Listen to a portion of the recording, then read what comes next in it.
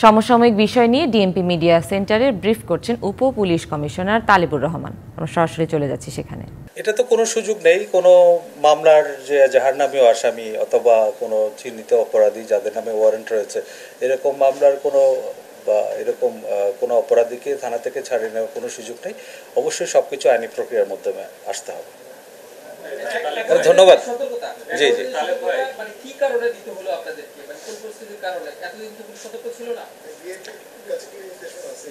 Police তো সবসময় সতর্ক থাকে। পুলিশের যে কাজ, আমরা আগে বলেছি আমাদের কিছু প্রিভেন্টিভ মেজার রয়েছে। এই প্রিভেন্টিভ মেজারগুলো আমাদের সতর্কতার অংশ হিসেবেই থাকে, যেন অপরাধ ঘটতে না পারে, যারা অপরাধী তারা সতর্ক বিচরণ করতে না পারে। সে বিষয়গুলো আমাদের নৈমিত্তিক কার্যক্রমের অংশ। এবং এর বাইরে যদি কখনো কোনো গোয়েন্দা তথ্য থাকে এরকম যে কোন একটা দল বা গোষ্ঠী দেশকে অস্থিতিশীল করার চেষ্টা করবে বা করতে পারে, সেই ক্ষেত্রে আমরা আগাম তথ্যের উপর ভিত্তি করে আমরা আমাদের যে পুলিশিং কার্যক্রমটা পরিচালনা করি এবং আমাদের অপারেশনাল যেটা পরিকল্পনা সেটা ঢেলে সাজাই।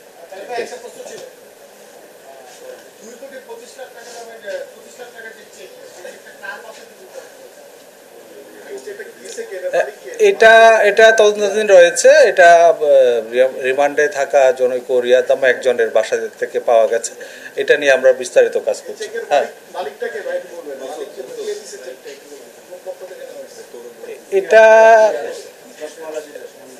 এটা এখনো আমরা নিশ্চিত হতে পারিনি, এটা নিয়ে আমরা কাজ করছি। হ্যাঁ, কি বলছেন? জি জি,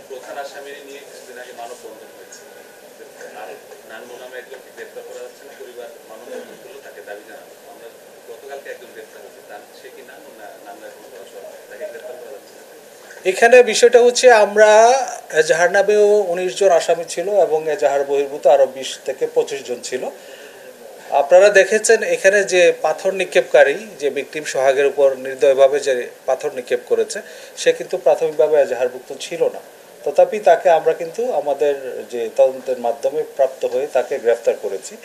আর অন্য আসামি যারা রয়েছে তাদেরকেও আমরা গ্রেফতারের জন্য আমাদের কার্যক্রম অব্যাহত রেখেছি এবং আমরা এটা দায়িত্বহীনভাবে বলতে পারি, এই মামলার যারাই জড়িত থাকুক না কেন তাদেরকে অবশ্যই আইনের আওতায় নিয়ে আসতে হবে এবং সেই বিষয়টা মাথায় রেখে আমরা আমাদের যে পুলিশি যে তদন্ত সেটা পরিচালনা করছি।